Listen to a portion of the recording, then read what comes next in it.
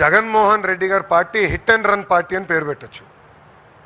ఎందుకంటే ఆయన సొంత కార్యకర్తని గుద్ది అతని తల కారు టైర్ కింద పడిన తొక్కుంటూ పోయి ఆగను కూడా ఆగల. ఆనాడు కానీ జగన్మోహన్ రెడ్డి అనే వ్యక్తి ఆగుంటే ఆ వ్యక్తి బతికేవారు. సింగయ్య అనే వ్యక్తి బతికేవారు. ఈరోజు సవాన్ తీసుకుని రోడ్ పక్కన పడేసి పారిపోయాడు. నిజంగానే చిత్తశుద్ధి ఉంటే ఎందుకు కోర్టుకెళ్ళాడు? ఆయన కోర్టుకెళ్ళి ఎందుకు స్టే తీసుకొచ్చుకున్నాడు ఇన్వెస్టిగేషన్ పైన? ఎంత అన్యాయమో చూడండి. అంతేకాదు ఈరోజు వాళ్ళ పార్టీకి చెందిన ఒక మాజీ శాసనసభ్యుడు, నేను డాక్టర్ అని గొప్పలు చెప్పుకునే వ్యక్తి, మాజీ మంత్రి, వాళ్ళ కొడుకు యాక్సిడెంట్ చేశాడు. 18 సంవత్సరాలు. He's a major, he's not a minor. 18 సంవత్సరాలు కుర్రోడు యాక్సిడెంట్ చేశాడు. యాక్సిడెంట్ చేసిన తర్వాత ఏం చేయాలి? బాబు ఆ క్షణంలో భయం ఉండుండొచ్చు. ఏం చేస్తాడు? ఇంటికి వస్తాడు. అప్పుడు తల్లిదండ్రుల పైన ఉన్న బాధ్యత ఏంటి? అరే నువ్వు చేసిన తప్పురా, అయిపోయింది, వెళ్దాం పోలీస్ స్టేషన్కి, చలో వెళ్దాం, సరెండర్ చేసి న్యాయపరంగా ఏం చర్యలు తీసుకోవాలో అది తీసుకోండి అని చెప్పాలి. తెలంగాణలో ఇట్లనే ఒక కేంద్ర మంత్రి పైన కొడుకు పైన ఆరోపణలు వస్తే ఆ మంత్రి ఏం చేశాడండి? వాళ్ళ అబ్బాయిని తీసుకెళ్ళి నిలబెట్టాడు. లీగల్ రిక్వెస్ట్ ట్రై చేశాడు. దాని తర్వాత అబ్బాయిని తీసుకెళ్ళి నిలబెట్టాడు. ఇదిగోండి మా అబ్బాయి సరెండర్ అవుతున్నాడు, న్యాయబద్ధంగా మేము పోరాడతాం అని చెప్పారు. అది చేయకుండా ఎంత చులకంగా చెప్తున్నాడని. ఒక వ్యక్తి చనిపోయాడు. దాంట్లో కుటుంబం ఉంటుంది, తల్లిదండ్రులు ఉంటారు, భార్య ఉంటుంది, పిల్లలు ఉంటారు. ఇంత సింపుల్గా చెప్పేస్తున్నాడు. ఏమవుతుందంటాడు?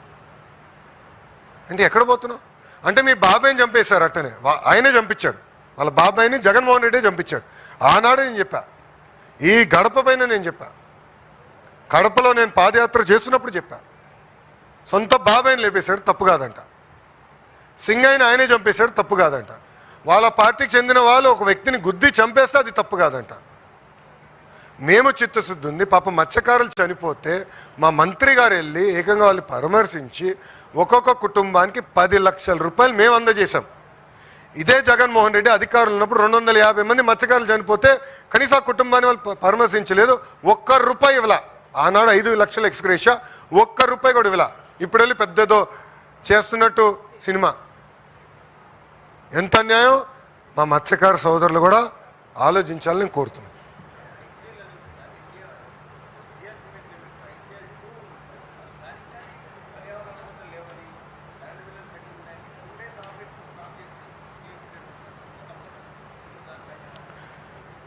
సార్, మా ఇండస్ట్రీస్ మంత్రి గారు అదేవిధంగా మంత్రివర్గంలో ఉన్న మంత్రులందరం లక్ష్యం ఒకటే, పరిశ్రమలు నడవాలి. ఏమైనా ఇబ్బందులు ఉంటే ప్రభుత్వం తరపున ఏమైనా సమస్యలు ఉంటే అది మేము పరిష్కరించాలి. పరిశ్రమల తరపున ఏమైనా లోటుపాట్లు ఉంటే వాళ్ళు సరిదిద్దుకోవాలి. దాంట్లో మాకు చాలా క్లారిటీ ఉంది. ఎక్కడ ప్రకృతి ఇబ్బంది పడకూడదు, పనిచేస్తున్న కార్మికులు ఇబ్బంది పడకూడదు. అది మా లక్ష్యం. బట్ కలిసికట్టుగా పనిచేస్తూ వ్యవస్థల్ని ముందలు తీసుకెళ్ళాలి.